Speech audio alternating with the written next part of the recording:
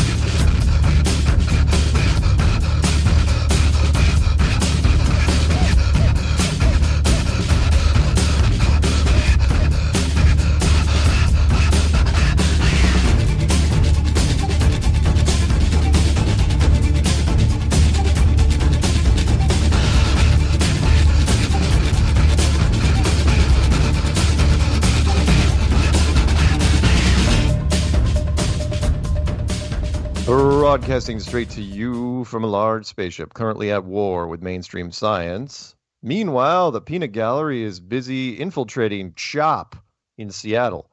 I don't actually remember what CHOP stands for, but, you know, it's that whole left-wing extremist thing.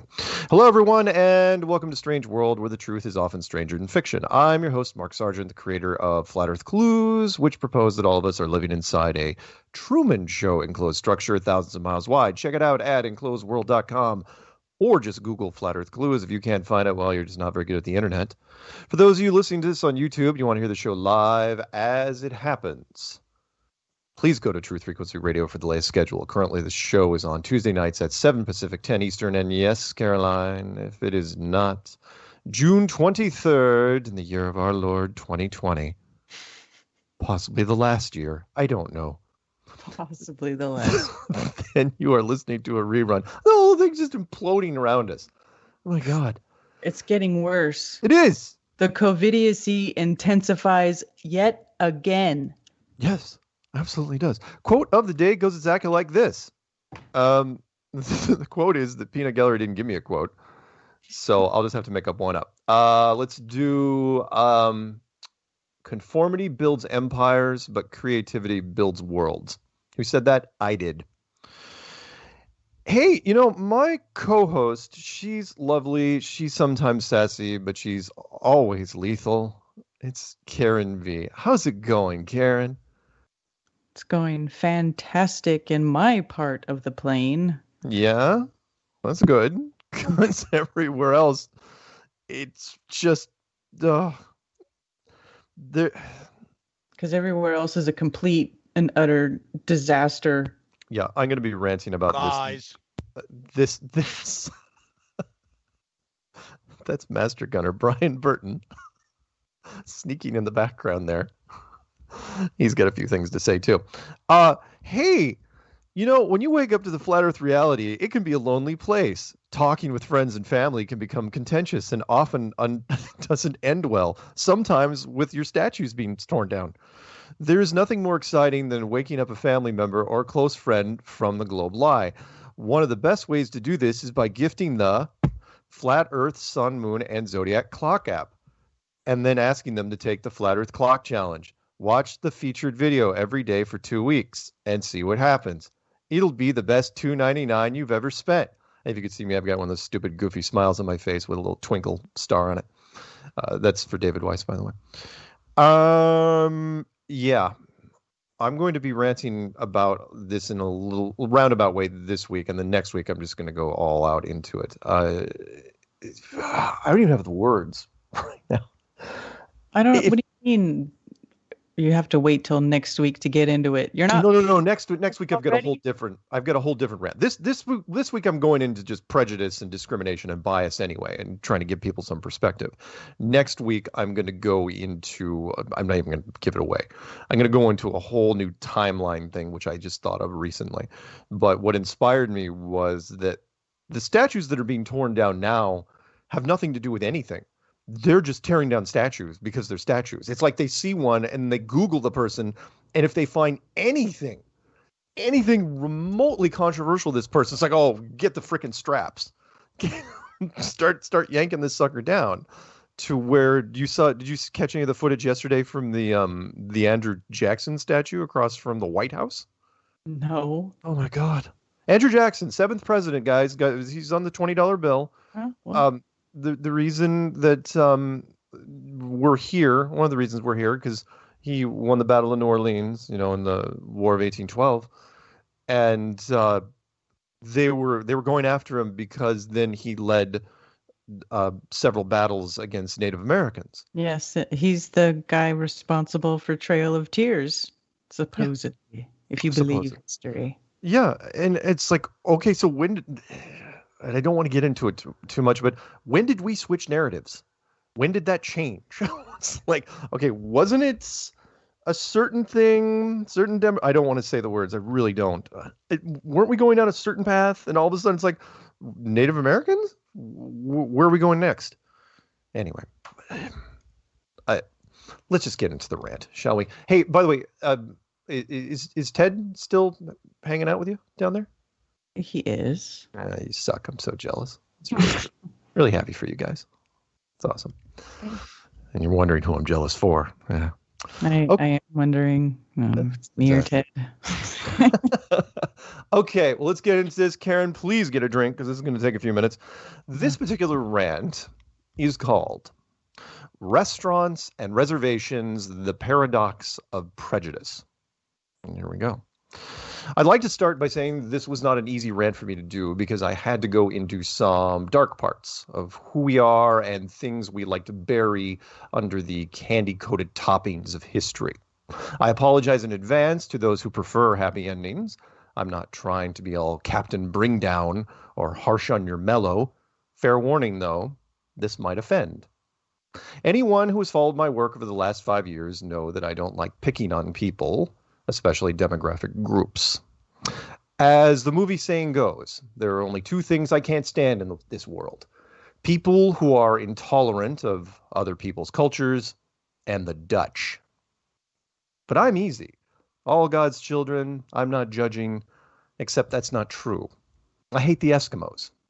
You see, my father died in the Bering Sea when his whaling boat was rammed by a giant Eskimo canoe. My sister died in the Yukon Territory when her Eskimo guide had built a faulty igloo and it collapsed on top of her. My brother died in a bizarre sled dog accident. He had purchased the dogs from, as you can imagine, the Eskimos. None of that was true. I don't even have a brother, but you get my point. It's an easy trap to fall into. Something bad happens to you, and your first instinct is put the blame on an individual or group. In this case, those ice cube munching Eskimos. While writing this, I learned that truly I hate no particular demographic, but some still really annoy me. Homeless people, for example. Does strongly disliking the homeless make me unsympathetic to the financially and hygiene challenged? Not really. I just don't like smelly people who urinate in the streets while asking me for money. But there it is. A bias, a prejudice, a discrimination, and as you can see, it had nothing to do with race. There is an old philosophical debate on what is the most common human trait, laziness or fear.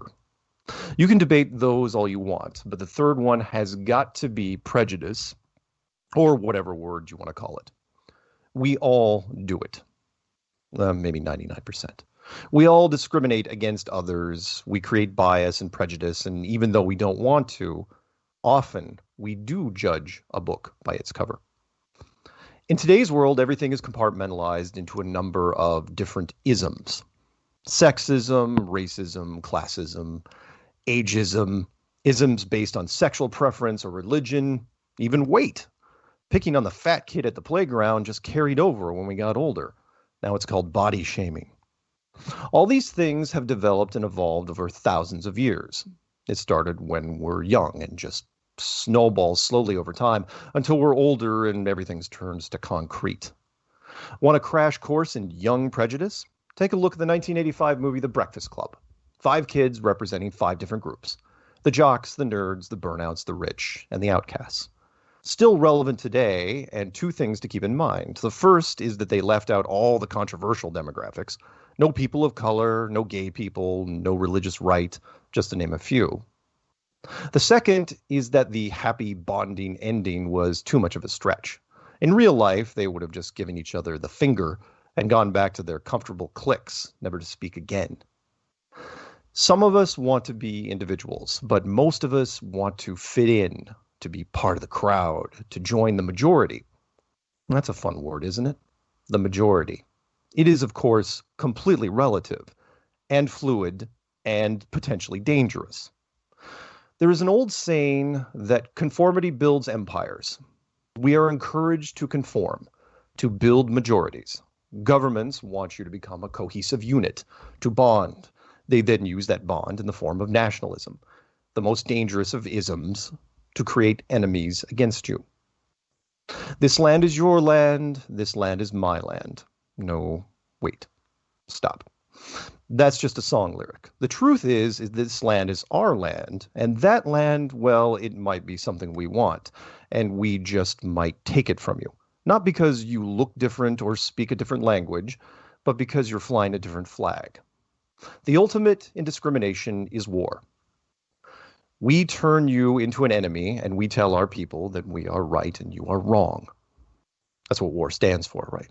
You know, we are right. We hate you. It's required for, the whole killing thing. Our history is filled with so many different and sometimes repeated wars. It's amazing we have gotten this far. For time's sake, I'm not going to go into all the killing fields of Europe and Asia. It was America that honed the edge of hate. We killed the British twice, then we killed the Mexicans, then each other, then some Spanish, which are not to be confused with Mexico. Spain is, after all, an entirely different place. After all that, we killed some Germans in trenches, then went back and killed a whole bunch more Germans, the Nazi version, while at the same time killing Japanese on the other side of the world. We then started killing Koreans and stayed over there killing people in Vietnam, some from Cambodia, Laos. It's a little fuzzy, and I wasn't there, man. And for the last 20 years, we've been in the Middle East, taking out various Islamic people. And that's just the groups the U.S. killed wholesale. While all that was going on, the U.S. thought it was a good idea to have different companies go straight into Africa and just start taking prisoners. No war, we just took them, transported them to the Caribbean for slave conditioning, and then finally relocated them to the States. If you're curious, the U.S. initially purchased about 300,000 Africans. Now they make up 13% of the population, roughly 40 million people. The U.S. didn't invent slavery, not even close. The Greeks did it, so did the Romans and the Egyptians. People act like the U.S. was the last country to even have slaves. Officially, the last country to abolish slavery did so in 1981. Note I said officially. In other parts of the world, it never ended. The big difference is that other countries use their own people. India currently has the highest number of slaves in the world at over 18 million. It's considered modern slavery, but the terms are familiar. Forced child labor, forced marriage, commercial sexual exploitation, bonded labor, forced recruitment into non-state armed groups. That's drafting slaves into your own private army. All this is far more advanced than working a tobacco field in Virginia, but the premise is still the same. And how do you count human trafficking? Isn't that just a longer word for slavery?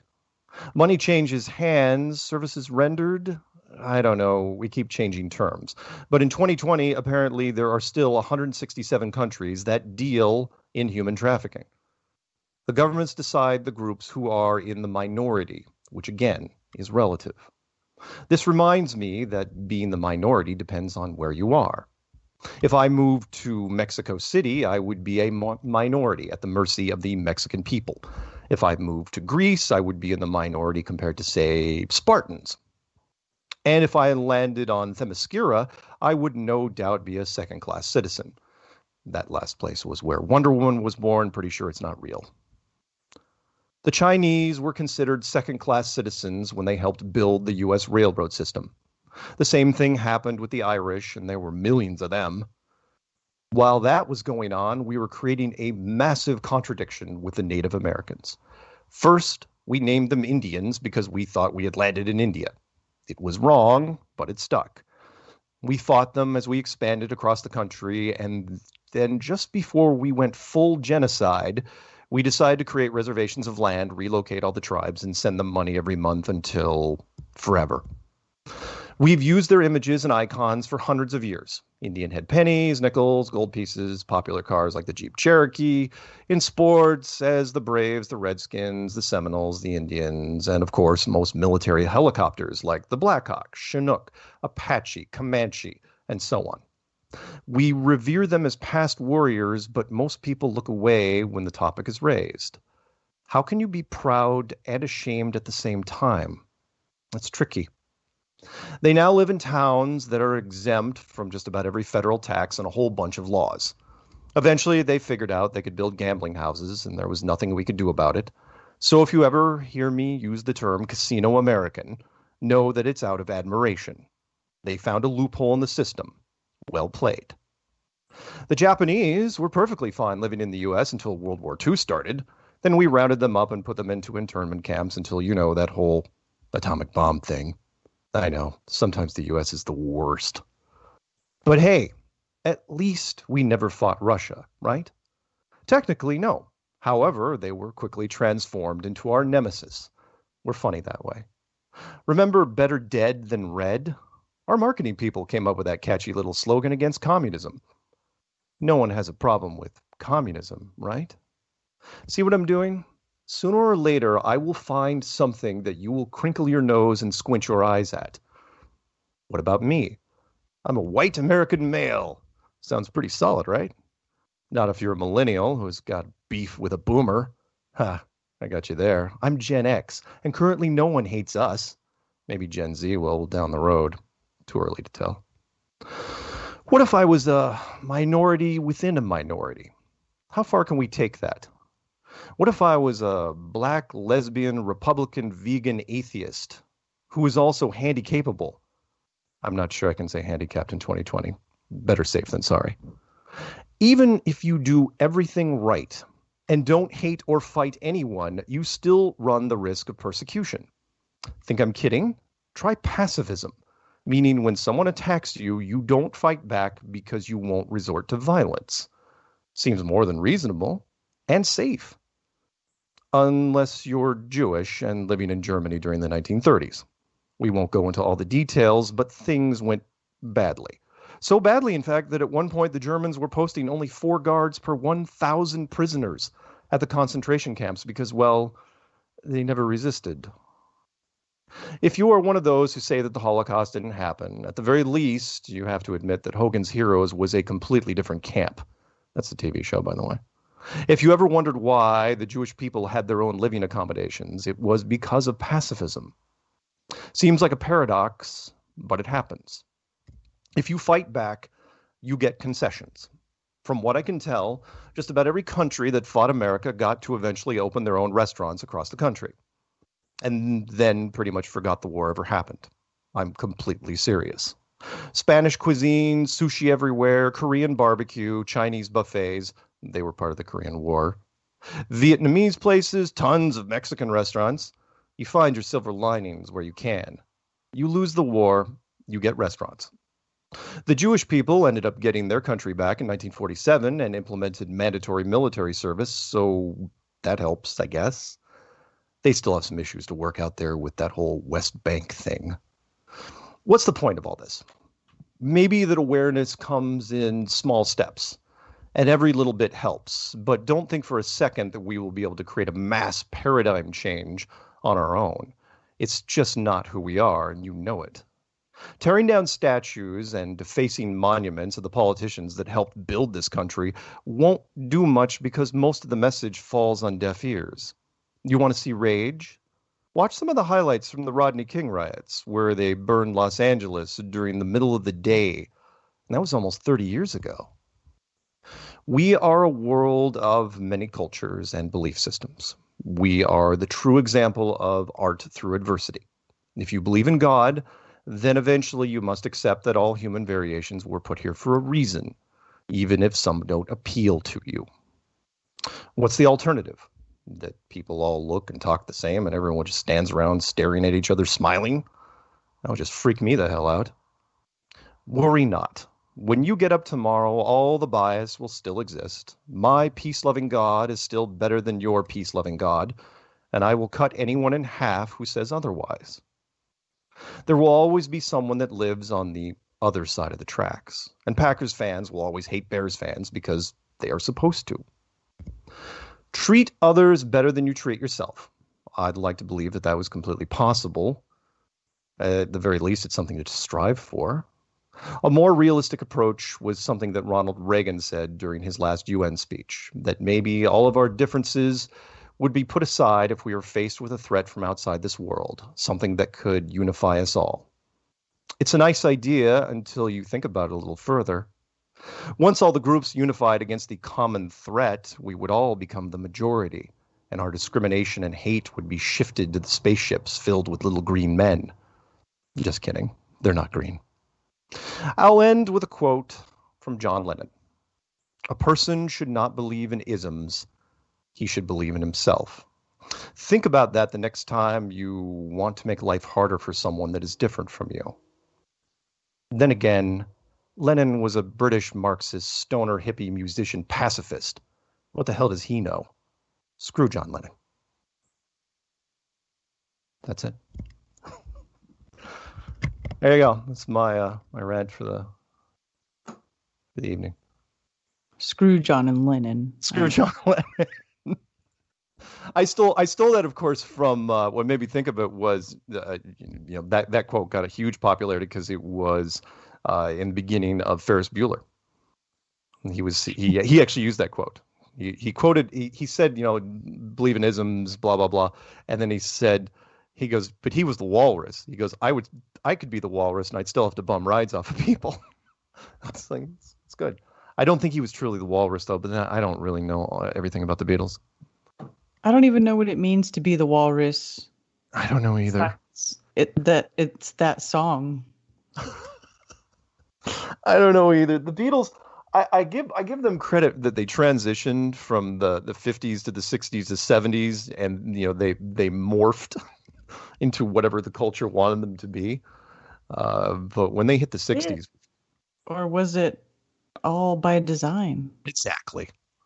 Their marketing people were absolutely on top of it, because if you see the Beatles in their early days when they were still in England, I mean, we're talking very sharp, tight suits, cropped hair, very clean sets, no rough living, and then, as you know, fame and success tends to do things to people. Of acid. Yeah, man. By the way, I had to throw that line in there in case you guys were wondering why I was talking about the whole Vietnam thing. It's that line that I love so much. It's like, how many Vietnam vets does it take to screw in a light bulb? You're supposed to say, I don't know. I don't know. You weren't there, man. Oh, God. Well, it's true. It's like, it's, you run into a guy, it's got a voice back. It's like, were you in Da Nang? It's like, what? I'm not even old enough. I was in Cambodia. It's like, okay, I get it. We weren't supposed to be there. So Thanks, Lieutenant Dan. yeah, thank you. So we're going to take some calls tonight, and the phone number, of course, is 213-233-3998. It's 213-233-3998. We're also going to bring in Master Gunner Brian Burton, because he's got an opinion or two, being that he was career Army tank. He's got some patriotic opinions on what's happening with the statues recently. Patriotic. Yeah. He's currently wrapped in an American flag. I'm sure he is. A bottle of Jack in one hand and a 45 in the other. It's like, I watched American flags burn earlier, about 6 of them. Where? At the Boy Scout meeting, they retired some flags. Oh, okay. I said, well, I mean, they're burning them in other places. They were burning them at CHOP up here, up in Seattle, which still is around. They renamed it from Chaz to CHOP. Whatever. I don't know why it's still there. I don't know, but we'll talk about it when we come back from break. And what else should I bring up real fast before we get into this? I don't know off the top of my head. When we come back, we will take some phone calls. I swear to God. But I want to talk to Brian a little bit about the just how everything has been slowly sliding into oblivion, and the country seems to be turning on itself. It's crazy. There's cities over here that are ordering that everybody wear masks out in public. Yeah. People are getting emails from their banks saying they have to wear a mask in the bank. But there's other banks that are saying you can't wear masks in the bank in case you rob it, because there's no way to identify you. Right. I mean, again, it's my running joke. It's like, look, you're having everyone dress up like bank robbers. How long before somebody figures this out? Just and stands in line casually, and when they get up to the teller, it's like, yeah, give me your money. Absolutely. And I even found somebody sent me a video through Facebook Messenger where it was a man and he had an oxygen reader, like one that was certified for OSHA, and it was calibrated and it took measurements, like oxygen measurements, right? Because OSHA requires that there be a certain percentage of oxygen level for it to be a safe working environment. And so he read the level with the mask and without the mask on. And what do you think happened when he put that mask on? Yep, I can guess. It produced a hazardous environment against OSHA standards. And all right, back in 3. Don't go anywhere. We'll talk about the hunt when we come back.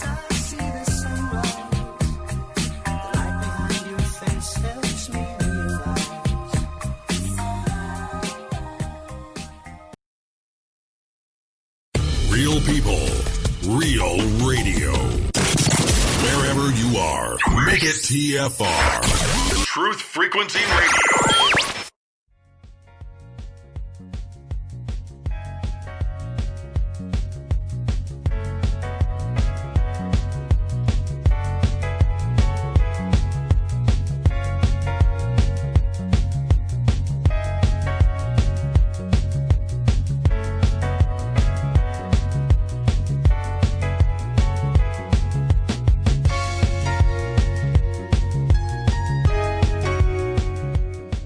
Welcome to Strange World, part 2 of 4. It's you, me, Karen B, and we are going to bring in Master Gunner Brian Burton. Yeah, hey, that was Joe Jackson stepping out from his album Night and Day.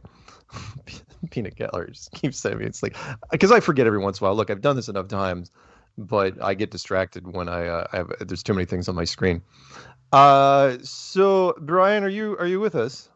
Yes. Okay, perfect. And make sure you talk close to the mic because you're a little quiet. Am I? Well, now you're not. Before we get into what's been happening in the country recently, I wanted to read just a super quick email from a dedicated listener on our side. He wanted to mention something that really wasn't covered in the news a whole lot, but it happened. Part of it, you guys know what happened already, but the follow-up, a lot of people don't. So the synopsis, he writes, Atlanta police pursuing on foot a black man, ex-con, Rashard Brooks, on probation for possible DUI charge. Suspect grabs police taser and makes a run for it, turning back to fire the taser on the pursuing officer. Officer fires, kills suspect. Atlanta District Attorney informs public that felony murder charges will be pursued for the firing officer. Right after that was announced, the Atlanta police, just basically the entire department, called in sick a few days ago to protest this decision because, as you can imagine, they were kind of upset. It's like, what you mean we can't even, what can we do here? And that night, it basically said Atlanta has no police force, at least that night. I think that's recovered since then. Calls to police were not being answered by 911 dispatchers. It's total chaos with only state troopers responding to the most urgent of calls. And that was just one of the different madness things that was happening out there. Now, because they pressed those charges as fast as they did, and because the police commissioner stepped down as fast as they did, the riots, all the wind got taken out of their sails almost immediately. But you can see the potential for chaos there, where if all the police, it's like, oh, screw you guys. And if the police decided to leave, well, what happens? And the reason why the news didn't push this is because it was potentially too dangerous. You don't want CNN coming out and saying, by the way, if you call 911 in Atlanta, nothing's going to happen. You can't do that. Because once you do, it's like organized crime or heck, even low-level criminals. It's like, yeah, let's go to town. And it was still madness. Anyway. So how are you, Brian? I'm good. Yeah. My area is fine, Karen. You're not the only one. That's good. Yeah, but you're out in the middle of nowhere. Hey, the cows are doing just fine. I was about to say, there's nothing out there. The fireflies are just fine. And they're good target practice. So, hey, Brian, do you have an opinion on the? Oh, we should open up with. So, statues are being torn down now that have nothing to do with, or very little to do, if anything, with slavery, right? So it was initially Confederate generals, and then they started going after Northern generals, like USS Grant. They took one of those down. They got one of Lincoln's. They got George Washington in a couple places, Thomas Jefferson, and they were going after Andrew Jackson yesterday. They even got Albert Pike, one of his. Which they got, I forgot his name, I apologize. They defaced an abolitionist. That makes perfect sense. Yeah, doesn't it? It appears to me that they're just, there's obviously something bigger happening here, because it escalated so quickly to where it's like, if you see a statue, you're gonna target it, because why not? If it's a statue of someone that had anything to do with this country, that's what you're doing. Would you agree? I would definitely agree. Yeah, it's social engineering. Yeah. Yeah. They have a statue. There must be something wrong with them. They have a statue of them, so there's got to be something wrong with them, right? And hey, go ahead. So one quick other story you missed. So in that wonderful place called Chop, last night, the other night, whenever it was, a couple nights ago, somebody got shot. Right. And the ambulance was outside waiting for their police escort, because ambulances have to have a police escort in that scenario, because to protect them, right? So the the warlord, or whatever you call that rapper, Raz of Chaz or whatever, was yelling at them. It's on video, and I love the statement he made was, if that was your son, you would plow through this crowd. What? Yeah. Yeah, that's kind of a bit of a contradiction, isn't it? A little. Yeah. Yeah. Because had the ambulance plowed through the crowd, of course, to get to the wound, it would create more wounded and potentially dead on the way to assisting the wounded or dead person. And you saw what happens when the cops tried to get in there to investigate the scene. They came in heavy with I don't know, at least 20 or 30 cops, and my God, they were just screaming at them. Just screaming at them. And I noticed between that, I was comparing video between CHOP and what was happening at the Andrew Jackson statue. And I noticed that, I mean, I'm trying not to screw up the ages, but it seems like just about everybody out there is under the age of 30. I mean, they're young. They're really, really young. And there's a lot of white kids out there. And I mean, some black, depending on where you are. Hey, I mean, don't profile. Don't profile. Caucasian American. What do you want me to call them? Pigment handicapped. Wait a minute. If I'm white, can I say whitey? Handicapped. I don't know. That'll come up. No. Can I say whitey if I'm white? Is that? I don't know. I don't know what the rules are. Here's the problem. Nobody knows what the you can say rules whatever are anymore. Thank you. I say what you want. I support you on that. However, on that note, you can say whatever you want. You can protest however you want, unless you start hurting people. Yeah. Or taking over private property. Do no harm, cause no loss. It's very simple. Yeah. And for that, I think, someone should get shot in the back of the face when you start hurting them. I'm sorry. I got it. Yeah, I don't, me, I don't, of course I'm saying this a little tongue in cheek. I don't like to advocate violence. But at the same time, I'm watching, the Andrew Jackson guys. They're, people are going after the Andrew Jackson statue. And of course, the police came in really heavy with air and just pepper sprayed it like it was hooked up to a hose or something. I mean, there was a lot of pepper spray getting thrown out there. And I'm sure the cops weren't having fun either because they were not wearing masks and anything that would protect them. And I was thinking, and they were just, the mob was so frantic, so frenzied that I was going, you and I talked about this, Brian. It's only a matter of time now before somebody pushes it too far and live rounds are used. I think that's what they want to happen. But what happens when that happens? Are we talking a V for Vendetta? I don't know. Well, see, here's the issue. Yeah. Most of these riots where it's got really bad and Chaz and all that. Yeah. And I'm not pulling political parties here, okay, just for the record, because I'll get into that, because I'm pissed off at the president right now because he ain't done shit personally. But they're left. Yes. The Democrat left. Right. Because you notice here where I live in this wonderful place of nowhere where the president just came this weekend. Right. Just in Tulsa. Yeah. Did you hear about any big riots going on around that or anything?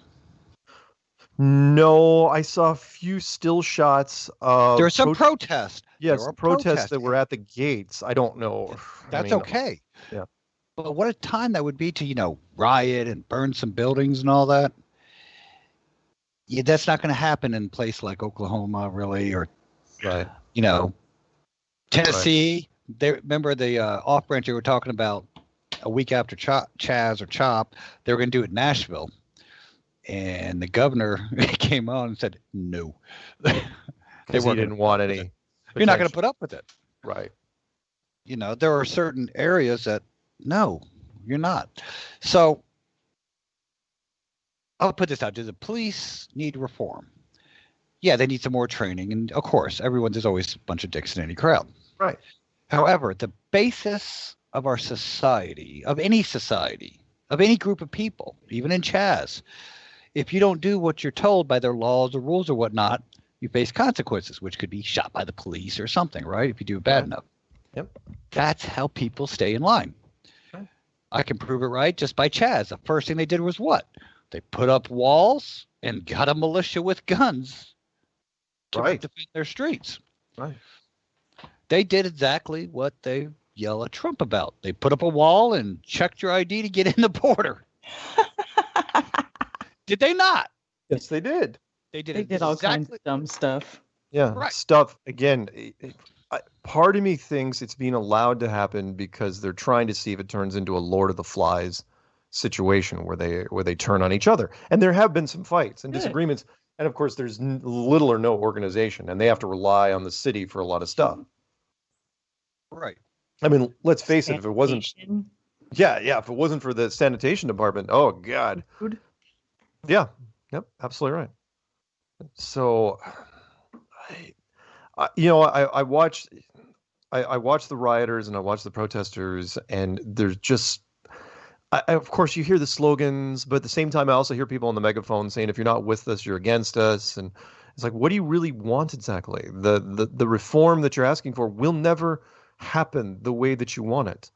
Never, ever, ever. Not the way, it's not going to go down like that. But they're go ahead. Here's the problem. And I've said this for a couple of years, actually talking. I love the groups that, get rid of the government. We need anarchy. We can all just control ourselves. You've heard that. And I've said it for years. No, you can't. Oh, you can't. Because the second there's no government, somebody's going to form to be more powerful to say, you're going to do what our rules are. And you might not agree with those rules. Isn't that called organized crime? Well, Isn't that what they do? No, well, that's just life. No rules or no government. It means no rulers. It's different, not no rules. There's rules, but there's no government. Somebody has to enforce and somebody will take power to become the ruler. It's just, that's the progression of human. I'm sorry, that's human nature. He said in his rant, I don't know that it's human nature. I think that's just what we're programmed to think human nature is, because that's what these Satanists have been doing. It's what we know. I mean, I agree. Like, we couldn't go to that, a true free market anarchy right now. Like, as things are, you couldn't just flip the switch and go that way, because you're right. Most people don't know how to behave. They don't know how to live that way. They have to be taught. Yeah. But there's always somebody that will fail that teaching and will take power. You can look at many things. I mean, they can try. Well, they will. Just because somebody wants to take power doesn't mean it's going to happen. If you have people who set up a society, I mean, because in true anarchism, it doesn't mean that there's not going to be people who are there to to protect the way that they've set things up. And you know what I mean? Yep. But in doing so, there's your enforcement. And then you're talking about the same thing. You're talking about you're already talking about defending your new group against potential people that want to do it harm or exploit it in some way. That's the big thing you always have to watch out for is people that are coming in. It's like, okay, I know how to work this system, and once I get enough power, for God's sakes, coup d'etats happen. Seems like every month in this world, especially with men. I can't. Men do horrible things. Women get a complete pass on this one. Men look at the opportunity and they say, yeah, I think I can take it. I get enough of my friends. I think, I don't like what he's doing in power. He seems to be making all the decisions. I think I can make better decisions. I'm going to make a play. Yeah, there would be no he for them to look at, because you would have set up as like a council of people, right? Like a Congress. Like a council. It'd be closer to like a true, maybe almost what you think like a republic would be. It'd be like how we were in the beginning. Again, a nice thought. It absolutely is. But to establish such a thing, the growing pains of creating such a group. Like I said, I know people have to be taught, because everybody's been living in this beast system that's been set up, which is completely unnatural. It goes against everything that human nature is really about, which is why nobody knows what the hell to do. All right, then. Because you got the same problem, because your ideas are great and they're the right way to do it and all that, but somebody in LA might disagree. Well, and then once you get those one disagreement, then you start your political rivals. They can stay, but they might not want to. LA have to do with North Carolina. That's another thing. Everything needs to be local. Different areas can set things up how they want to live. That part has some merit. But That's why can we but have can it again? But we're not going to go into this too far. But you Yeah. run the risk, of course, again, of competing. This is how it starts. You know, your town's doing great. Your town is self-contained. Everything's great. Couldn't be better. And then the town next to you starts getting bigger and bigger. And then somebody at that town makes you an offer. And they say, hey, you know what? We'd really like to bring you into the fold and have you embrace our way of life. And you say, no, I think we're fine. We're fine. Come on. How many movies and television shows and documentaries have we seen on how that goes? And then one night they make a play, and next thing you know, you're looking for a new sheriff in town. I think I saw that a couple hundred years ago. I think it was when Europe wanted to civilize the savages. It didn't work. No, it didn't. But we're just in the early. This, by the way, I want to talk about the hunt before we go to next break. But I'd like to point out this is something that we have been dealing with for so long, and next week I'm toying. Well, you know what? I'm not even want to talk about next week. It is a paradox of what we are. We don't. Everyone wants to be. You know, we want to be that person. You know, we don't want to judge and we don't want to create bias and prejudice, but we do. And we have for just the longest damn time. And what? We want to make sure everybody else does the right thing and we know what's right. Yes, we do. Yeah, we're right. They're wrong. And yeah, again, it starts civil. It starts ethereal, and people are debating about ideas, and then that debate, once the debate ends, that's when you have to get worried. Mm-hmm. So. Let's talk about The Hunt real fast. Okay. You've seen it. Karen, have you seen The Hunt yet? I have not. Oh, it's good. It was released. Well, it was just terrible timing or good timing, depending on which way you look at it. Is it a movie? What is it? It is a movie. Okay. What do you think, Brian? Is it a left-wing or right-wing movie, depending on which way you look at it? I think it's a right-wing movie. I don't think it was either one. Honestly, I don't think it was either one. It's a story about, if you can imagine, left-wing elitists that organize a hunting party where they hunt, where they drug and they take right-wing, just regular old right-wing people that they found on the internet. They take them somewhere. Where is it? Serbia? Croatia. And give them weapons and then hunt them down in the forest. And it sounds really dark and sinister, but it's got an edge to it. It's actually got a humorous side to it because it shows, you know, what the left is doing. I mean, the fact that the left would even do it is pretty amazing to me. And they make a mistake. You know, the heroine in the movie is not who she's supposed to be.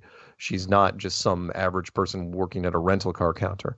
She turns out to be ex-military, and you know, she turns the tables on them. But it's an interesting look at society because they cover a lot of the left stuff. But it's pretty funny. I mean, there's some real jabs there at because the left is trying to condemn these people, and while they're doing it, they're showing what their hand is, and it's pretty good. I got to admit. Yeah, Brian turned me on. Brian turned me on to it, and it was funny. Yeah. I mean, it's both sides. It had jokes on both sides. It had the vegan jokes, and it had why you need 7 guns because I can. It's funny on both sides. You exercising the same rights that you're using to defend yourself with. It's like, I didn't like that argument. Oh, they even mentioned like the one podcaster, he was going into crisis actors and everyone's fake. And true, most of the movie were crisis actors, with the exception of the refugees but whatever. It was very, very, it's worth it I think it's more satisfying if you're on the right, even though if you're on the left, yes, most of the right people die anyway. So I think anyone could watch it. Yeah. I think. The left-right paradigm is sort of all fake anyway, so. Well, it's fake, but as you know, most of the sheep are fully vested in it. Oh, yeah.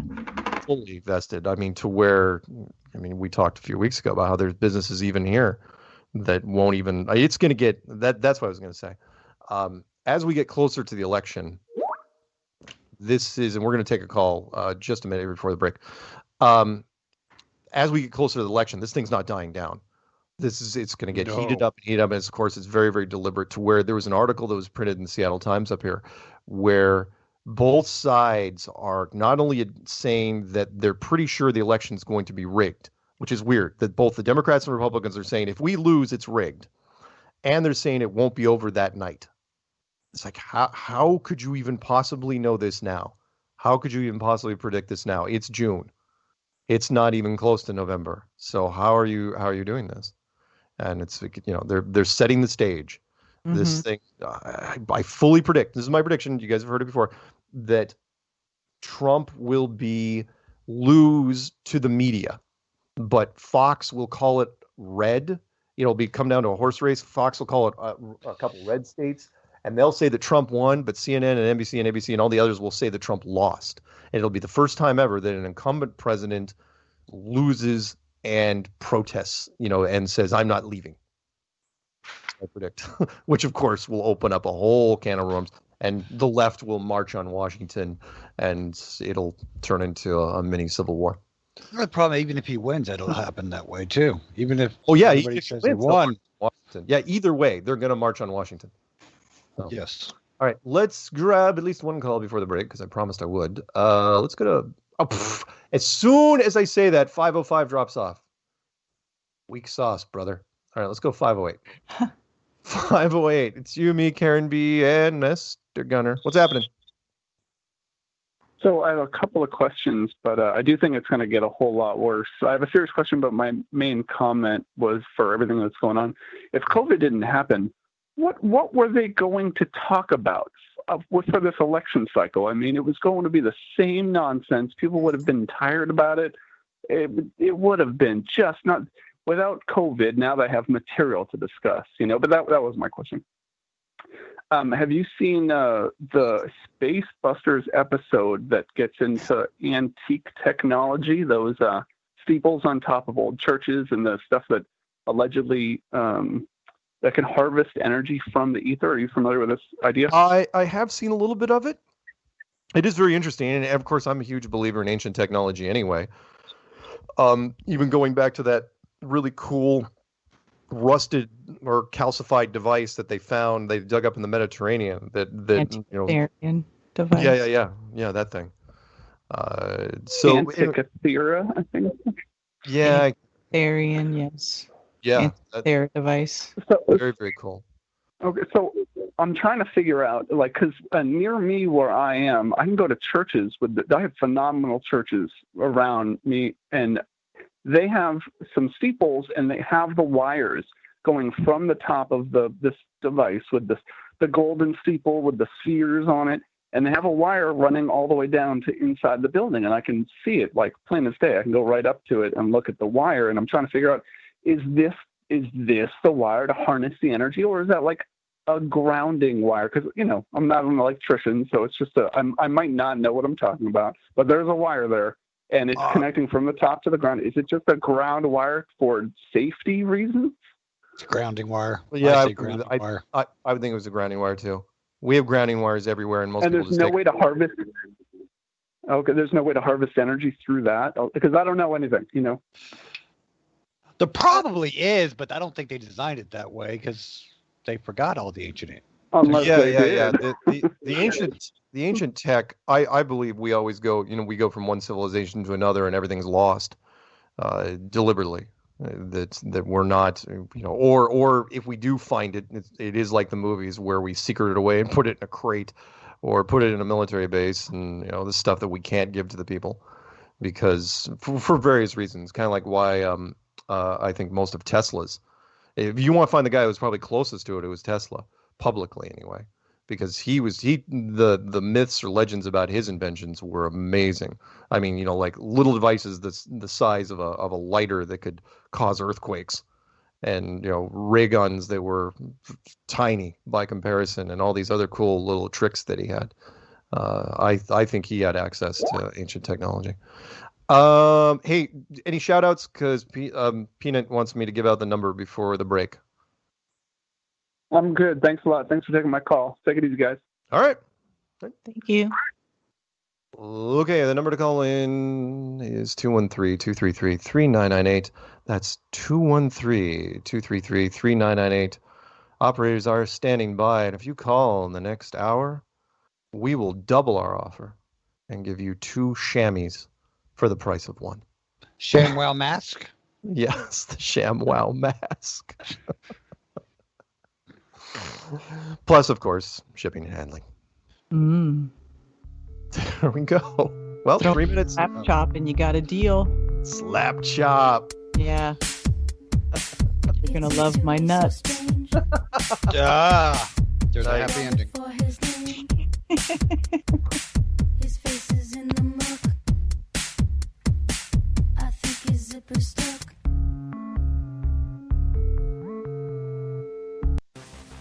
Truth Frequency Radio is your number. This is the Truth Frequency Radio Network. We are TFR. Truth Frequency Radio.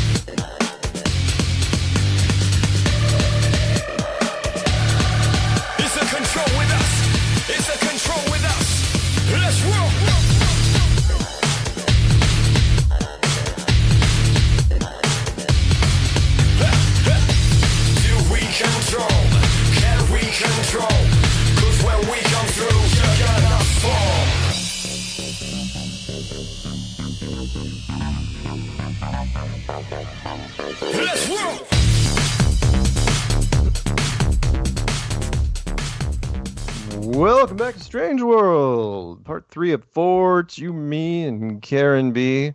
Got a little master gunner for flavor. Yeah. Hey, real quick, before you take a call, I got one thing to say, though. Yeah. With them tearing down these statues because, Washington might have owned a slave or something, or all the reasonings, this whole thing of find something in the past, kind of like they started, look through people's past Twitter. Yeah. If you go back to anybody's past, you're going to find something that doesn't go with what we do now. Right. Is the problem. Yeah. I mean, when I was a child, I'm going to admit this now so you can cancel your show and all that. I played cowboys and Indians when I was a small child. And yes, Mark, I was against the long-haired commie bag of junkie Russians. Well, I was about to say, if you're in the military, you have to be against the Russians. I mean, it's tradition. Well, I am a military brat, so I grew up with that. Yeah. That has slightly changed a little bit. Honestly, it has. I mean, because when I went into Kosovo, we actually worked with the Russians. And when I actually met the Russian colonel and all that, we chit-chatted and all that, I learned a very valuable lesson. They're just like us. They really are. Oh, I have said it many times. Russia is We used to kid around. I told him our propaganda. He told him his propaganda. And we're both like, neither one of us do that shit. What the fuck? Oh, no. I've always been a big fan. I think they are our hidden secret weapon. If things got really dicey, if America started having some, the Civil War myth, which I believe is true, is that Britain, the United States Civil War had nothing to do with the North and the South, really. It was supposed to be the South and England. And we got Russia to get England out of it. And that's what I'm worried about now, real quick, is just with this country going into what it is, who's going to jump in to help a side to cause more problems? Because that's how it always happens. Yeah. We'll see. I mean, we're only halfway through the most interesting year, I think, ever. So we'll see. Hey, speaking of interesting, I want to bring it up before I forget. Did both of you guys get a chance to see the shrinking mill video? Yeah. I said, is that not some weird So stuff? what? The shrinking mill video. You haven't watched this yet? The shrinking building. The shrinking building at the end of the street. It's in. Somebody dump it in Funky Bunch chat. Or dumping It is whatever. It's in there already. But so what it is, if you guys haven't seen it, it's on my channel right now. I call it the ultimate in atmospheric lensing, and it's the last video I just put out. And I'd interviewed recently with a small podcast out of Vancouver, Canada, and they were mentioning to me there's this video where this girl is driving down a road towards this curve, and this curve borders this little body of water. On the other side of the body of water is this mill.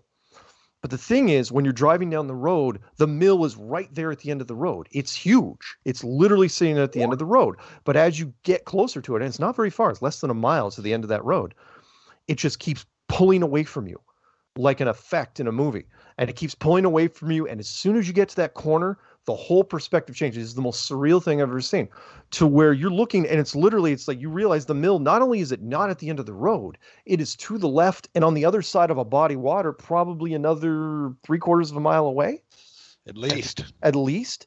And I cannot explain the lensing effect that is happening, but it's got to be a combination of what's happening on that body of water and on that stretch of road, because the stretch of road also goes up a little bit. It's a slight hill.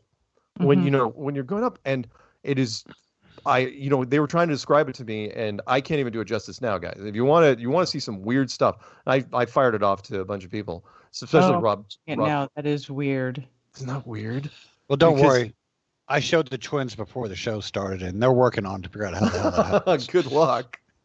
I mean, when you're staring at a building at the end of the road, and that building absolutely is not there. And it's fully, it's clear. It's not inverted. But it's not. What throws me is it's not only is it not there, it's not even in direct line of sight. It's to the left and across a body of water. And it's just, oh wow. And the Canadians, like it's a thing there, right? Let's drive down. It's like, oh yeah, it's the shrinking mill. Yeah. It's like, what? You guys haven't put like research teams on this? What the hell? And for the record, says also in the chat, it's not a camera zoom, because if it was a camera zoom, those trees would have gotten a lot bigger too. No, she does. She at no point zooms the camera. She just leaves it to prove her point. They leave the camera and they just drive there. They just drive the whatever 30 seconds. I'm just saying, I've heard people say zoom, but the trees would have zoomed bigger. The trees are still the same. I know it's not a zoom. Yeah, she's not zooming. If it was zooming, it's like, okay, explain why the building is sitting right there at the end of the road. I mean, it literally looks like it's blocking the road. And you want I'm sorry, one more thing about that freakiness. The other thing that's freaky about it is that the building looks like its actual size. Meaning it's not like it's weirdly distorted or it's small at the end of the road. It looks like if you took that building and relocated it and put it at the end of the road, that's what the building would look like. I've never seen anything like it. I've seen a lot of camera effects in movies, and I have never seen this. Even the Sam Raimi push forward pullback technique, I have never seen anything like this. It is. Yeah, it's freaky. I don't think I don't know what the globalists are going to do with it either. Honestly, I think it's one of those things where we both sides of the flat earth, non-flat earth groups would be looking and going, huh, what the hell? Yeah. Sorry. Before we pick up a call, we can go to the news later. I always like scanning because the news feeds has been changing basically every couple hours. Let's grab a call real quick. Let's go to what could be California. Yeah, 949. You, me, Karen B, and of course, Master Gunner for Flav. Not to be confused with Flava Flav. Oh, I used to live in California. Oh, where are you now? I'm in Kansas. I'm one of those people who left the crazy state. I left there when I joined the military about 10 years ago, and I go back to visit family. And every time I go back, it just reminds me of why I left in the first place. What'd you do in the military? But I got out a few years ago. But all right, but the reason I wanted to call is to talk about how every time I feel like we still are in some sort of a matrix. Yeah. Because I have my family where half of them are the Trump supporters and the other half are the anti-Trump. I want to destroy them. It's kind of funny that there's no in the middle. There's just either you for them or you want to murder them. Yep. Yeah. Absolutely. So when I went there to visit last time, I got steamrolled. Like, I asked, "Are you a Trump supporter?" from my sister, right? And I gave her the third option, which is that both sides are evil and you can't trust any of them. And her response was, "You can't have that response. You have to pick one or the other." Oh, no. And then You she just dropped in. Yeah, you absolutely can pick that third response. I am the living embodiment of that response. I have never voted in my life. And if you've listened to the show at all, you know the exact reason. If you want to give them a reason, here's why.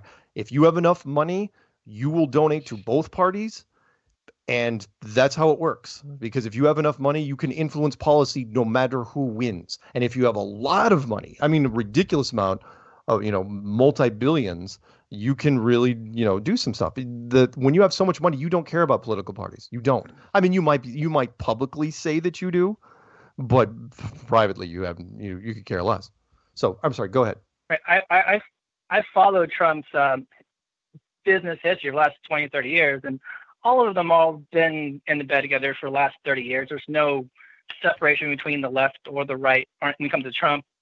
He's been involved in so many situations with Nancy Pelosi, as well as the Clintons, as well as the Bushes. He has his hands in every one of those pockets. Right. So there is no left or right. It's just so I've had that with several people. Well, I'll go to them and I'll give them the extra option, and every time it almost feels like they're getting told to not respond to it. It's like they don't argue; they just give up. Where their brain just goes, "Don't argue this." So like my sister, or my whole family, they're very opinionated. So if you tell them something, they are quick to not only tell you that you're wrong and why you're wrong, and give you a long lecture on how terrible a person you are for not viewing their side. Yeah. So when my sister said, "You can't have that view," and she just dropped it and walked away, that was very odd to me. That wasn't her normal response. There you go. But kind of like kind of like she had no response for it because it wasn't built in. She didn't have a line of... There was no pre-programming from whatever that told her what response to give. Yep, absolutely. Excellent. Yeah. And yeah, so... Yeah, and so that's anyone who was in Kansas City that are also in this whole paradigm, I mean, it's hard to find people who are in the same wavelength. No, they're out there, but a lot of them, again, don't want to stick their necks out. Because they right now, and this year, of course, is the worst year to stick your neck out because everything's so freaking polarizing. I mean, I know full well that my Casino American stuff is going to come back to haunt me. I know this, but I don't really care because I was one of the few people that actually worked with them. Because when I sold my illegal fireworks back in the day, I sold them to the Native American reservations. We have a lot of them up here. So, I mean, look at, real quick, Brian, you and I were talking about the Jimmy Kimmel thing. Jimmy Kimmel, megaphone for the left, goes on late night television, attacks Trump. And then what happens as we start bearing down on the election? He gets called out for skits that he used to run back in the day, especially when he was doing the Man Show, where he was doing blackface and using the N-word. And now he's in trouble because they're trying to soften the target before the election, so he doesn't have quite an edge to him when they. He can't. Did you hear the latest? The latest American Idol winner is positive with coronavirus. That's on the feed. Yeah, no. I think everybody's already got it. No, the one that killed me, the insult to injury or insult to death in this case, was when they said that George Floyd had it. Oh yeah, it's like, okay, so I mean, I would have immediately thrown that in court. It's like, okay, the neck thing didn't kill him. It was the virus. He wasn't murdered. Yeah, no, the cop didn't do it. No, not at all. It's like why would you? Yeah, it's after you mentioned that there was no swearing in the video, I had to go back and watch it, and it's almost like Ned Flanders was the narrator.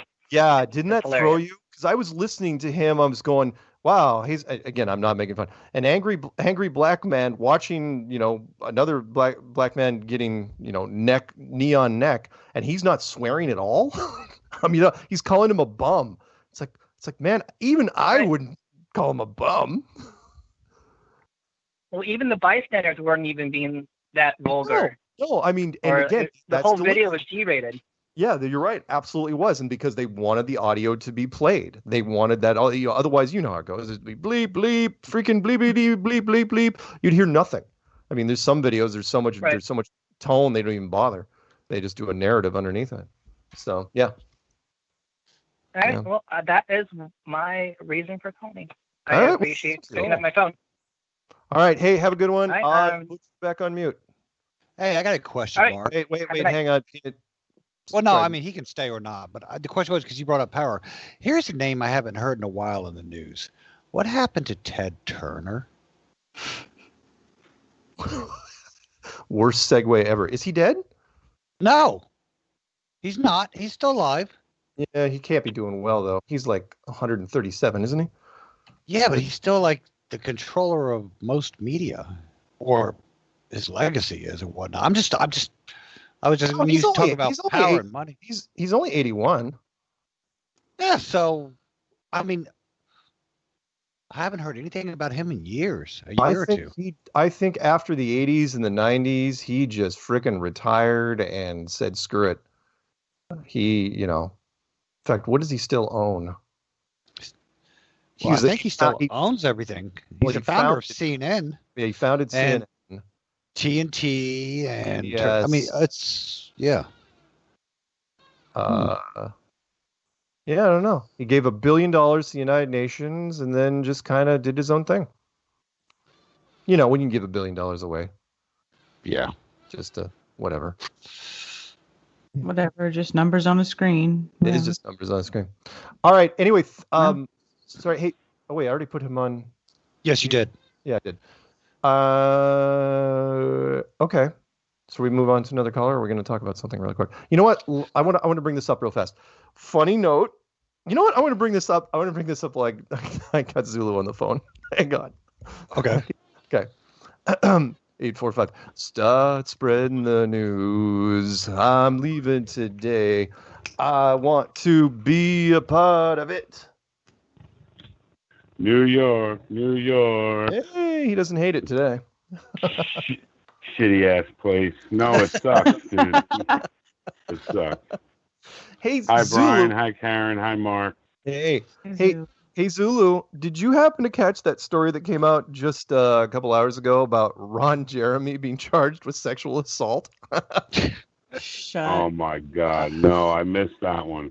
But I am calling to order my ShamWow mask and some Karen nuts. I thought that was the funny shit. You guys are crazy. I love it. For those of you, thank you, Zulu. That's awesome. For those of you who don't know, Ron Jeremy is the most prolific and probably unattractive porn star in the history of adult films. There are women out there that literally say, no certain, write into their contract, no certain sexual acts and no Ron Jeremy. They literally write that into their contracts.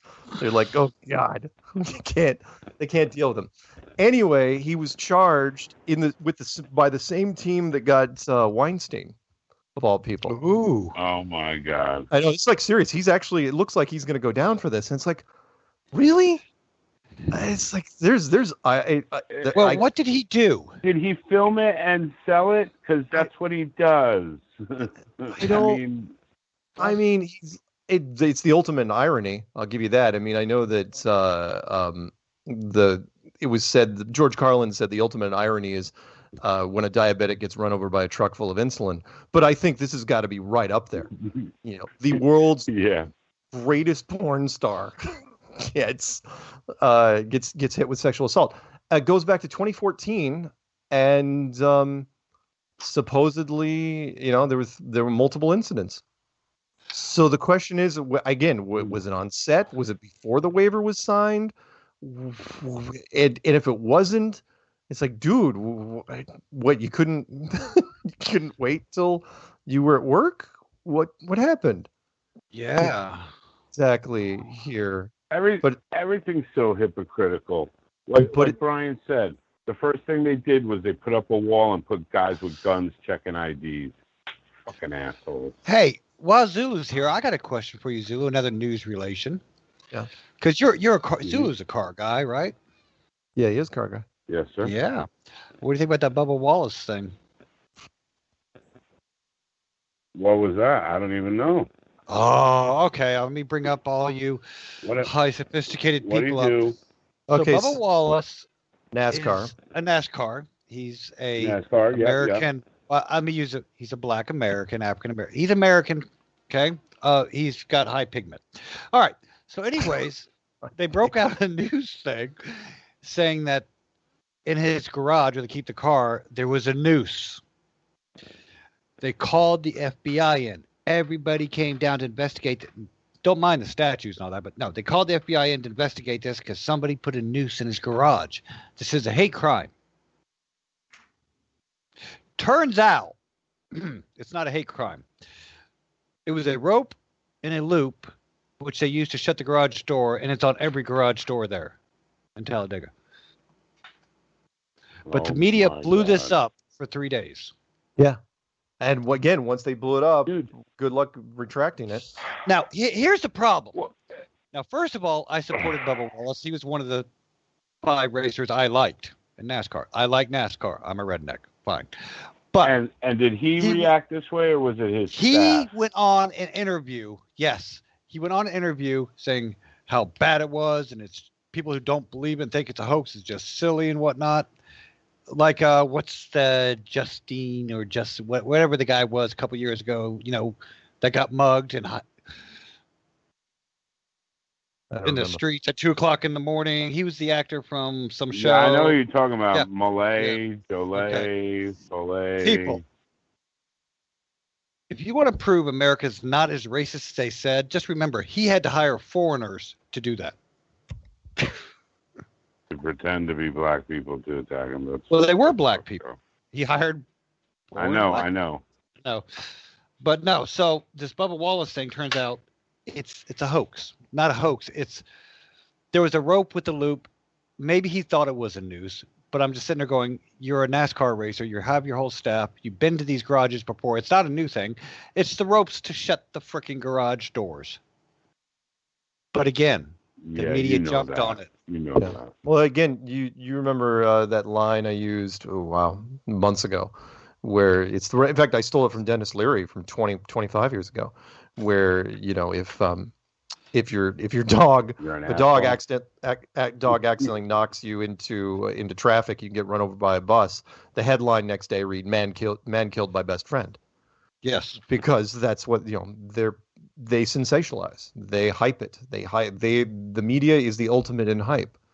And this year is the pinnacle of that. I mean, they will not stop. I mean, as I'm staring, CNN, literally it's be afraid, Trump sucks, be afraid. Fox is like, be afraid, Biden is useless, Fox isn't doing that much, as they're just basically attacking the Democrats, and everybody else it's kind of a dealer's choice. It is, but I have to admit, Mr. Carson at night, Tucker Carlson, whatever his name is, Tucker Carlson, Fox News. I never liked him that much, but I didn't either until this year. His rants lately have been spot on. Yep, they really are. Yeah. I think he's going for broke because I think he sees that America is in legitimate trouble. I mean, not hyped, red team, blue team trouble. I mean, like real trouble. No, because he's gone after everybody. He's even said the Republicans aren't doing anything either. I mean, I haven't seen a left-right thing. He kind of pushes that the left started and all this, but he's gotten on to the right, his side, that they're not doing anything about this, and they're just as bad. Yeah, which is odd. Right. But yeah, there's going to be, I predict, going to be some sort of media, for lack of a better term, a media war, a media conflict come November, because I can't imagine the media is going to let Trump get reelected this time. I mean, it wouldn't matter what the polls are. The media could get together as a whole and say, let's just call it for, let's wait till like the last state, and then like Florida, we'll call Florida blue, and then hold to it. And Speaking of which, the media being stupid, why are we still hearing about polls? I keep hearing these polls, Biden's leading and whatnot. I just want to refresh everybody's memory from about 4 years ago. I believe Hillary Clinton had a 99% chance of winning on Election Day. Well, actually, 85%, but still, it was ridiculous. Nobody picked him. I mean, Vegas he was a heavy underdog, and it wasn't even. You remember? Wasn't even a horse race. Yeah, you remember all the late night shows went live to broadcast when the first female president was going to be elected, and they cried. Literally, go check the videos out. Oh yeah, Hilarious. yeah. No, I saw people crying. I don't vote, but I enjoy still watching the first 10 minutes of Michael Moore's movie Fahrenheit 11/9, because it goes, the first 10 minutes is the Democrats just saying, "Oh, Trump's doomed, Trump's screwed," and then they show the tears where they're just losing it. I mean, they're just they don't know what to do, and that great scene at the end where they've got Trump's face projected, and they literally did that on the Empire State Building on the that night when it was declared that he was the winner, and the whole Empire State Building was red, and I was like, oh my god! And he said, "How the f did this happen?" Yep. It's all just ridiculous, man. Yeah. Did you see Muhammad Ali Jr. was condemning Black Lives Matter and saying that it's, even his father would have been like, no way, and that I just get frustrated. Hey, I mean, it's all lives matter. Lives matter. Before we go to, I didn't even know. Go ahead. Go ahead. No, go ahead. No, I was just going to say, I just found out because I'm part Indian from Puerto Rico, Taino Indian, and in the 1500s, the Spaniards came here and slaughtered over 1 million of them. Just killed them. Yeah. Just wanted the place and killed them. Should I go back to Spain and tell them, hey, you owe me money? I don't get it. You know what? Can I hold you accountable, Mark? You're white. You got to have some connection, right? Can I collect money from you? What, through my When we agency? come back from the You'll break, get nothing and like it. discuss Indians. Sorry, what? Oh, you know what? Stay. I'm going to put you on mute, but stay here, Zulu. We'll bring you back. Okay, I'll hold on.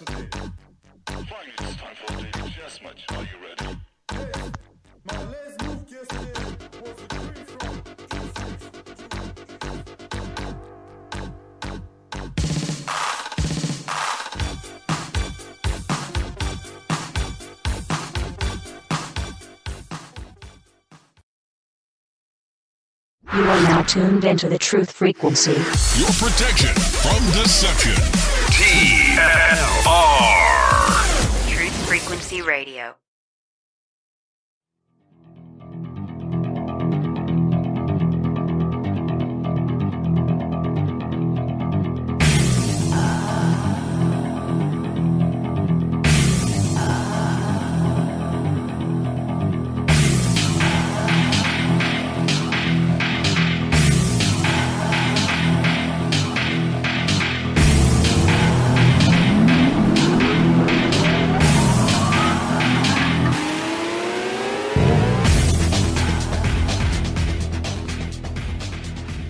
Welcome back to Strange World, part 4 of 4. It's you, me, Karen B.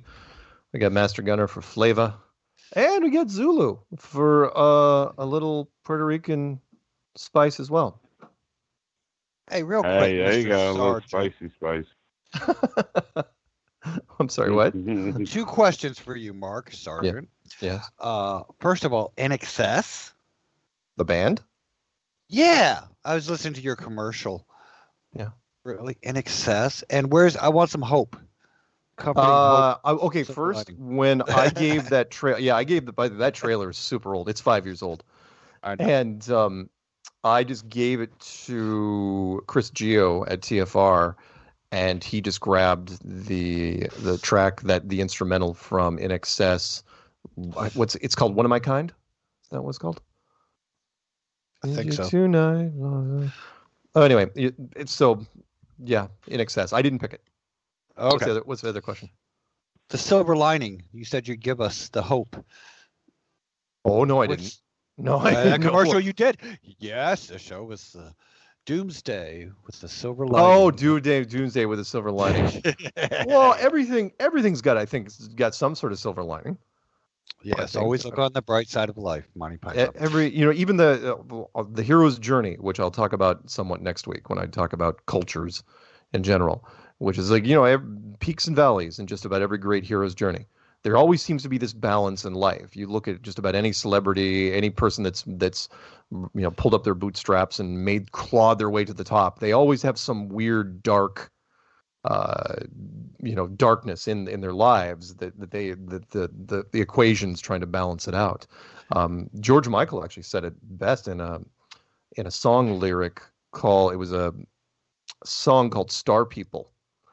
And he was talking about just everybody in the celebrity world. And he just said, almost without exception, their lives are a dream with a nightmare stuck in the middle.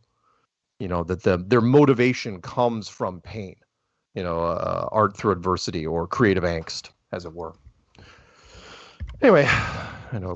Hey, sorry, go ahead. The Indian thing Zulu brought up. I wanted to bring up something on that. Which Indian are we talking about here? Are we talking the South American Indian? All of them. All native tribes. Got it. All native tribes. No, you know what? All people around the plain. Because I hate this thing we're doing now. So the whole idea of my people were hurt by your people, so you owe me because it happened a couple generations ago. Right. Yeah. What the? So I want to bring this up. Yeah. So let's say we wronged the Native Americans, American casinos, whatever you want to call them, all of them on this continent. The colonizations, I've seen that in the news, anti-colonizations. Right. So my question to them is, so let's give the land back. Okay. Who do you give it back to? Yeah, good Because point. what they never talk about, and I'm part Choctaw, so blah, you can hit me. So the way I see it, the Native Americans were vast civilization over here, right? And they were fighting each other. There was territorial disputes. There was wars between Apache, Cherokee, Sioux, Choctaw, Creek. Yeah. Hell, Andrew Jackson got Choctaw to help them defeat the Creek Indians. Anyways, and the French used some of the tribes against the French British. Indian War. Yeah, the French Indian War. Yeah. So, but here's my point.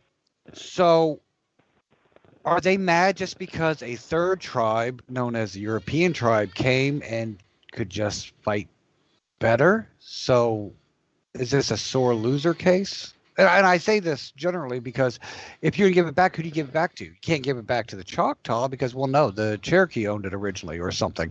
The lines are disputed, and this is all around the world. Right. I mean, at one time, the Roman empires owned all of Europe. Yeah. So should we give everything back to the Romans? Because they, the point is after a couple generations, you've got to let it go, man. Yeah, let it go. You should let it go, but as you know, blood feuds. I mean, let's look at the West Bank. Yeah. I mean, I mean that people think, oh, what's happening? What's the big feud in West Virginia? Oh, Hatfield-McCoy's. Hatfield-McCoy. Tennessee. They think that's like, yeah, it's like, oh, that's a great old feud. It's like, no, go to the Middle East. They've got feuds that are going back centuries. And I'll tell you, it's coming from the Middle East. They are. It's tribal warfare that's lasted.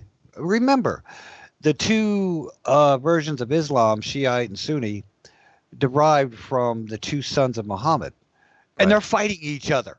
Yeah. So. And that's why I say, Karen, no matter what you do, someone else has a different opinion. They're going to want to switch your view. This is why. Mostly men, however, because they're barbaric. Hey, real quick before I let Zulu go, because All right. I want your take on this because this was an interesting story. This is one of those little standout stories. Get this. I want everyone's opinion on this. It doesn't have to be long. The story goes, just released an hour ago. Oregon. There's a county in Oregon. Coronavirus mask order exempts people of color who have heightened concerns about racial profiling. So the short version of that is the black people in this county in Oregon, because they're not a high concentration, they're not high density there. they don't want to wear masks because it'll make them look like criminals. So the county has said, yeah, you know what? You don't have to wear masks. That racist? How come only black people look like criminals with the masks? That is exactly what the tweets have lit up about. Because it's like, wait, isn't that racism? Wait a second. Wait a minute. It's okay to do it the other way. It's fucking ridiculous. But hold on a second. I got to add this. So anti-racist, you become racist again? Exactly. It's so wrong. It became right again. But a couple days ago, I know I saw the reports that let me try to be politically correct as possible. The African American community were hit hardest by the coronavirus. Exactly. They were the ones that were complaining. In fact, they've told each other, like, don't go to the hospitals if you're black because there's a high concentration that you'll be put on a ventilator and then die. And so this county's going the exact opposite way. It's like, yeah, you know what? We don't want them to be profiled, so don't wear masks. You're fine. But so let them. Are they going to say they let them get coronavirus? I'm just seeing how they would turn this when it goes badly. Yeah, I don't know, but it's just. But yeah, you can imagine, right? In fact, health officials, it's Lincoln County, by the way, announced people of color are exempt from the new rule instituted. No person shall intimidate or harass people who do not comply. So they're also saying if you run into somebody who's not wearing a mask, who's black, don't hassle them. I don't even know what to do with this. But white people have to? What about brown people? Do I get to, depends on what the cop's judgment is that day? I don't know. I mean, in your case, what cops? There are no cops. You got the blue flu. Well, I was saying that's the next pandemic is the blue flu, dude. But to your point, and that's an issue. Let me end the paragraph with this because you guys have already seen what's coming here. Director of the ACLU Racial Justice Program said, for many black people, deciding whether or not to wear a bandana in public to protect themselves and others from contracting coronavirus is a lose-lose situation that can result in life-threatening consequences either way. So if you don't wear it, you get the virus. If you do wear it, you get shot because you're a bank robber. Great. Love it. Well, and it's not like you hide your skin color by wearing a mask. I know. Everybody knows I'm brown. And then there's some banks. Weren't you, Brian? You and I talking? It's like some banks are requiring masks now in the lobby, but others, depending on what state you're in, are not allowing it because, as you know. Yes, and just for the record, my state, most banks lobbies are closed. Yeah, same here. You can't even go. Yeah, it's all not drive. even open. Yeah. I went to a store Saturday, and not one of the staff was wearing a mask. All the customers were, and I walked over. I was like, before we went in, and I'm like, yo, you guys aren't wearing masks. What's the deal? And they looked at me and they said, well, it's not the law. Nobody made a law yet. Yeah. So do what you want. I was like, okay, cool. So we don't wear a fucking mask. It's so stupid. Awesome. Oh yeah, but all right, let me go. Hey, okay, go ahead. Go ahead, Zulu. Real quick, shout out to Dottie's World. Love her. She's doing good. Statues, that's so stupid. I don't get it. They want to tear down Teddy Roosevelt's statue. You know, he was the first police chief of New York City. Teddy Roosevelt. You're right. Teddy Roosevelt. Yeah, Teddy Roosevelt had the highest approval rating, if I'm not mistaken, of any president in the history of presidents. He is one of the four. And I want to tear down the statue.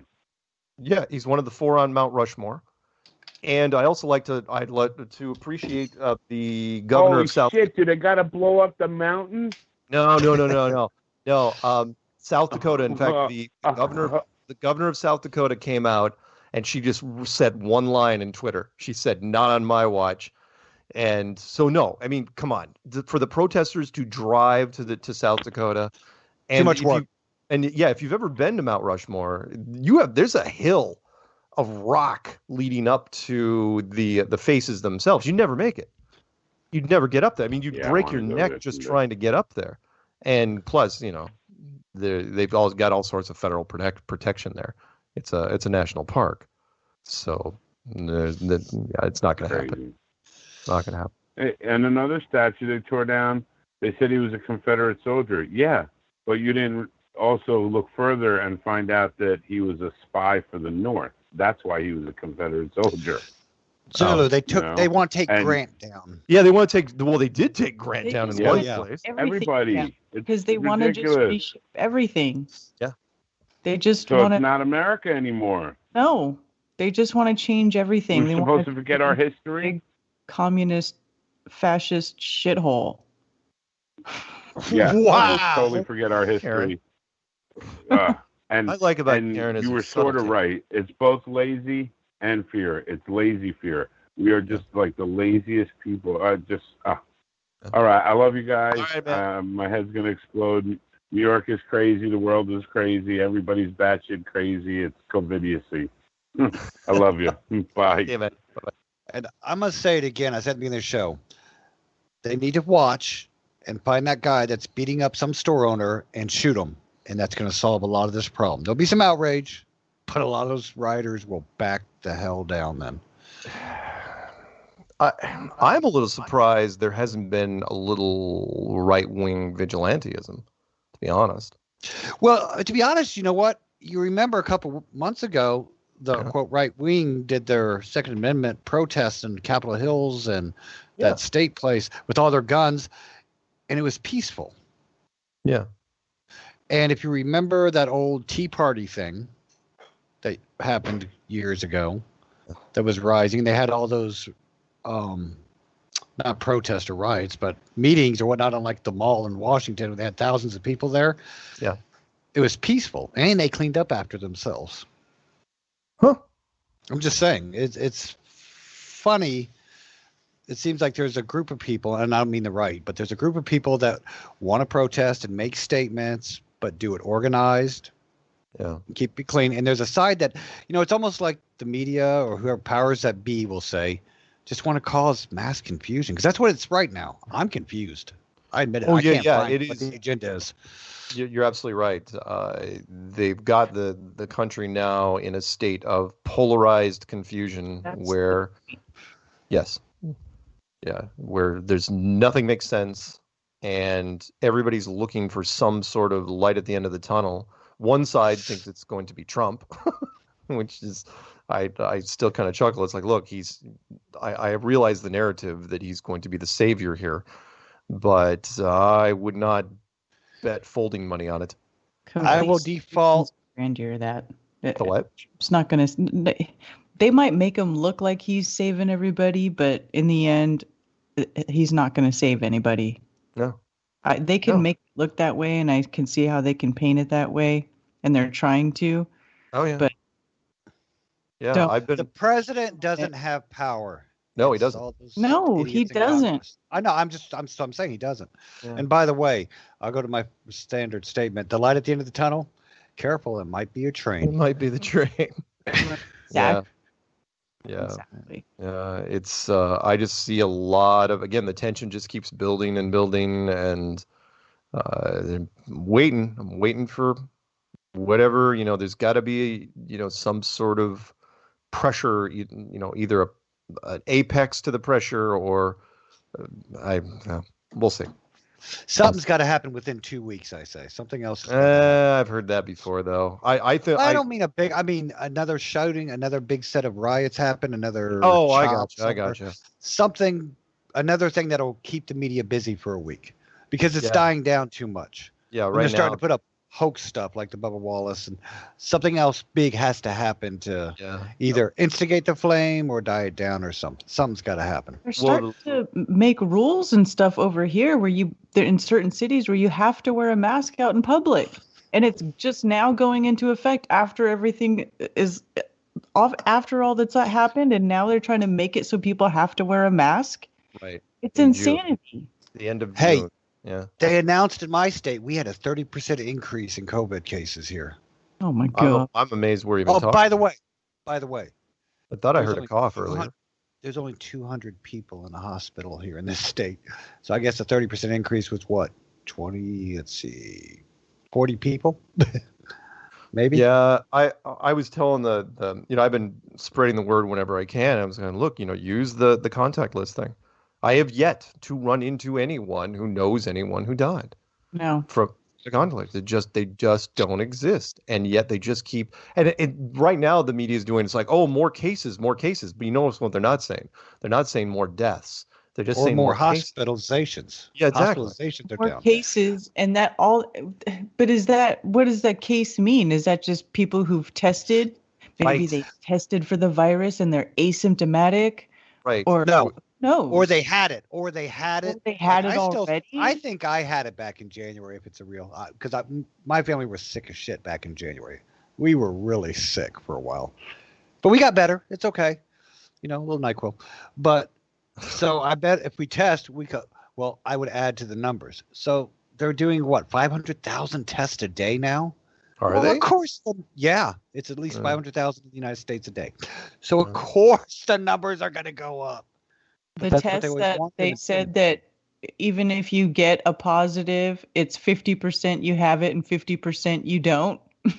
Right, but they're still going to count that, just like if you die of a heart attack and you had the coronavirus, or if you die because a cop shot you and you had the coronavirus, you died of coronavirus.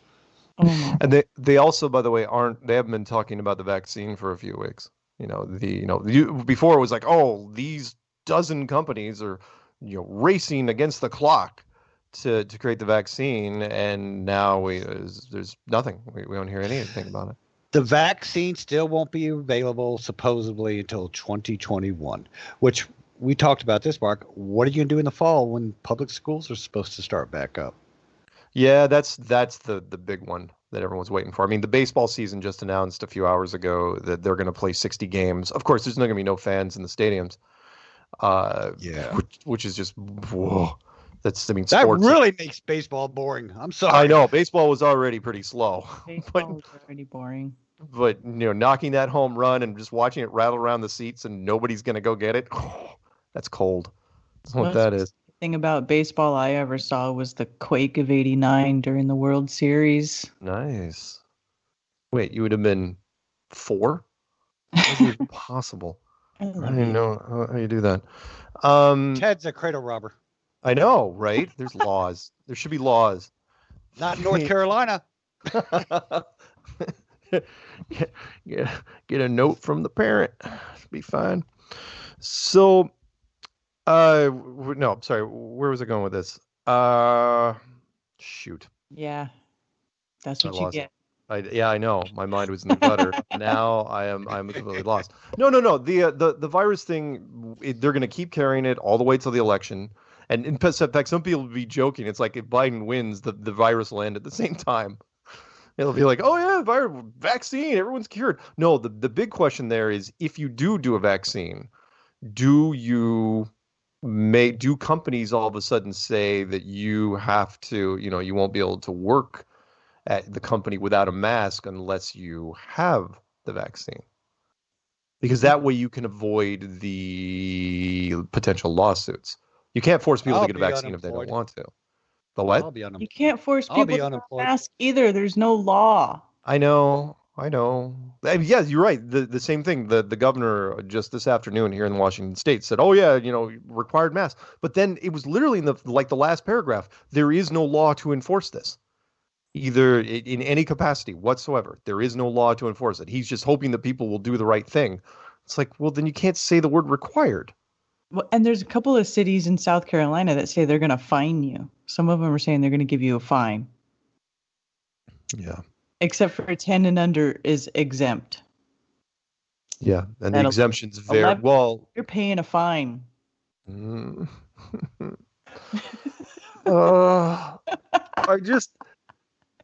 It's just so irritating. Look, I like my apocalypses to be more decisive. Get it up front. None of this. It's like you're taking the light beer version of Apocalypse. Just this slow meandering, takes 23 beers to get where you want to get. And that's what's happening here. Everybody's, and again, I will say this though, to Brian's point, the confusion is brilliant because it is from state to state and county to county and sometimes city to city, where they're just letting people just run with it. And then every once in a while, someone will use veto power, like the governor in this case. I mean, my island, was on stage 3 of 4. We just went to stage 3 literally yesterday, I believe. And then the government says, okay, well, now you have to wear masks. Does that change our status? Or do we rebel and do our own thing? I don't know. So when people I recommend Alyssa Milano's mask. Everybody should get one of those. Right. Hey, let's pick up one call before we go, okay? Well, I know we got 4 minutes or so, but somebody just came on the line, and I want to grab her. 214, you're on A Strange World. What's happening? Literally. Hi, guys. You guys are such problem solvers. How are we going to vote?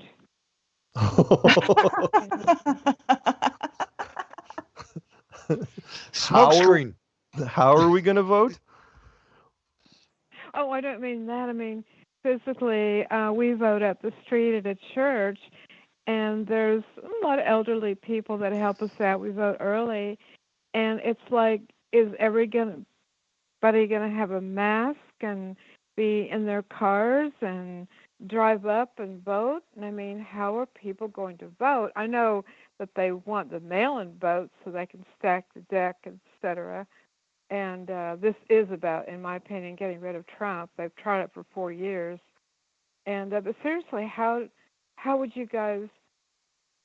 How would we do it? People, I don't think. I don't think you have a choice. I think you have to allow the mail-in ballots, but it doesn't matter because both sides are already claiming that if they lose, it's already rigged. Literally, both sides have said this. And Biden's even gone so far as to say that if I lose or if I win, I expect the military to forcibly remove Trump from the White House. Yeah, that was good. It's like, what? Where? How? That's a huge assumption there.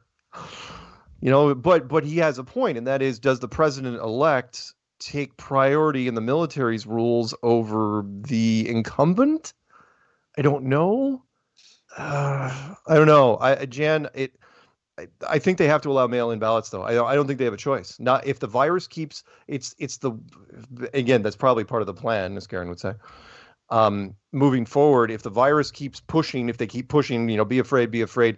They have to, but they still have to get the votes in. That's the only thing they can do is mail-in ballots. They wouldn't dare try it. There's not enough time to do an online system that would that anyone would trust. Well, I wouldn't because trust that either. Well, yeah, who built it? Exactly. You, huh? Convert all the McDonald's drive-thrus to voting booths. Drive up, push button. Yeah, except McDonald's are open. They're one of the few restaurants that's actually still hanging in there. Yeah, but they've shortened their menu. Well, at least the ones around here have shortened their menus because of meat shortages and different crap. Yeah, our menus. Hey, I got a question for Jan. Okay, real quick. Oh, really? Okay. On the statue stuff, when do you think they're going to take down the Statue of Liberty? Wait, why? They'll come up with a reason. It's from France. It's from France. France has nothing to do with anything. To me, that's a good reason alone. But no, they'll come up with the reason. They'll come up with the reason. No. I got one for you. If they're listening, I got one that I guarantee they haven't thought of yet, and maybe it's the location. The one they should go after is Custer. I know, right? Oh man. But he lost. They like that. That's just it. Wouldn't that be fitting? It's like, but you remember he was the big hunter of Native Americans. Yes. So I think Custer. I don't know where the big Custer statue is. I should probably look that up. So anyway, Jan, we gotta say goodbye to you. Sorry, go ahead. I'm just waiting for Jesus to come back and the government to be on his shoulder. And to Peanut, I played Cowboys and Indians, and I was Annie Oakley. Oh, all right then. Well, cool. All right. Music's coming up in a little bit. Karen, plug your show real fast. Thursday nights on my channel and Brian Stavely's channel, we have Unveiling This Realm. And this week it's on my channel, Karen B. Fantastic. Music's coming. We'll be back next week, same flat time, same flat channel. Say goodnight, Karen. Good night, Karen. Say goodnight, Master Gunner. Good night, Master Gunner. Oh, God. All right. I'll just Cold sex. Hot sex. Hot sex. Not judging. All God's children. Anytime.